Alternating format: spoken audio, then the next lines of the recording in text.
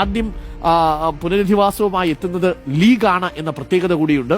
April 9-ാം തീയതിയാണ് മുസ്ലിം ലീഗിന്റെ വയനാട് പുനരധിവാസ പദ്ധതി തുടങ്ങുക. ഇത് മുസ്ലിം ലീഗ് മോഡൽ. ഉരുൾ ദുരന്തമുണ്ടായ ആദ്യ മണിക്കൂർ മുതൽ ചൂരൽമല മുണ്ടക്കൈ നിവാസികളെ ചേർത്ത് പിടിക്കാൻ തുടങ്ങിയതാണ് മുസ്ലിം ലീഗ്. സുരക്ഷിതമായി കയറിക്കിടക്കാൻ അവർക്ക് കൂരയൊരുക്കുന്നതിലൂടെ ആ രക്ഷാദൌത്യം മറ്റൊരു നാഴികക്കല്ല് താണ്ടുകയാണ്.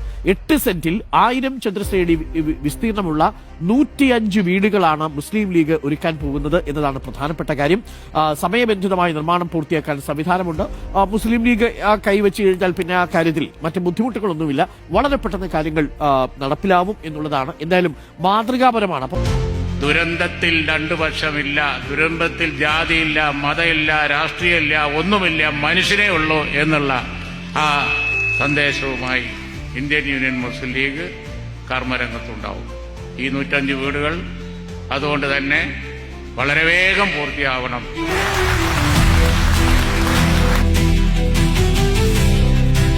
വീണ് കിടക്കുന്നവനെ കൈപിടിച്ച് നെഞ്ചോട് ചേർക്കുന്ന പാരമ്പര്യമാണ് ഇന്ത്യൻ യൂണിയൻ മുസ്ലിം ലീഗിനുള്ളത്. ഇവിടെ വയനാട്ടിലും നമ്മളത് തന്നെ കാഴ്ചവെച്ചിരിക്കുന്നു. ഇതൊരു ഔദാര്യമല്ല, തലമുറകളിലൂടെ കൈമാറി നമ്മളിലേക്ക് എത്തിച്ചേർന്നിട്ടുള്ള മനുഷ്യ സ്നേഹത്തിന്റെ ഉദാത്ത ഭാവമാണ്. ദുരിതം ബാധിച്ച ആളുകൾക്ക് അവർക്ക് നല്ലൊരു വീട് എന്നുള്ള ഒരു സ്വപ്നത്തിനുണ്ട്. ആ വീടിന്റെ പണി പൂർത്തീകരിച്ച് വരുമ്പോൾ അവർക്ക് 50 ലക്ഷം രൂപയിലുള്ള അസറ്റ് ആയിരിക്കും, അവർക്ക് സ്വത്തായിരിക്കും, അവർക്ക് അതിന് മതിപ്പുണ്ടാവുക എന്നാണ്. പ്രിയപ്പെട്ടവരെ, 64 സെന്റ് സ്ഥലം മേപ്പാടിയിൽ, അവിടെ പുത്തുമലയിൽ നമ്മുടെ പ്രിയപ്പെട്ട സഹോദരന്മാർക്ക് അവർക്ക് ഒരുമിച്ച് അന്തി ഉറങ്ങാനുള്ള സൗകര്യം ഒരുക്കിയ പാർട്ടിയുടെ പേരാണ് ഇന്ത്യൻ യൂണിയൻ മുസ്ലിം ലീഗ്.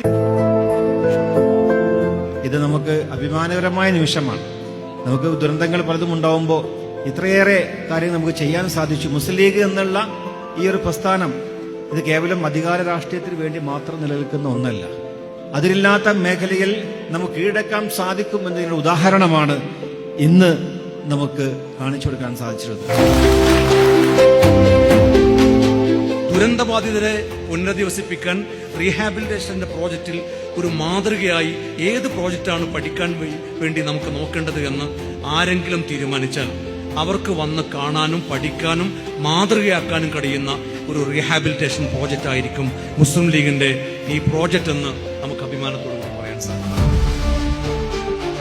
എല്ലാ സംവിധാനമുള്ള ഗവൺമെന്റിനേക്കാൾ വേഗതയിൽ കാര്യങ്ങൾ തീരുമാനിക്കാനും കാര്യങ്ങൾ മുന്നോട്ടു പോകുവാനും ആ പ്രദേശത്തെ ജനങ്ങൾ ആവശ്യപ്പെട്ടത് പ്രകാരം അതേ പഞ്ചായത്തിൽ തന്നെ അവരാഗ്രഹിക്കുന്ന ദൂരത്തിൽ നാട്ടുകാരും ഒത്തു തന്നെ ജീവിക്കാൻ അവസരം കിട്ടണം എന്ന് കഴിഞ്ഞ് അവിടെ സ്വപ്നം പൂവണിയിച്ചു കൊടുക്കാൻ മുസ്ലിം ലീഗിന് സാധിച്ചത് അല്ലാഹുവിന്റെ അപാരമായ അനുഗ്രഹം.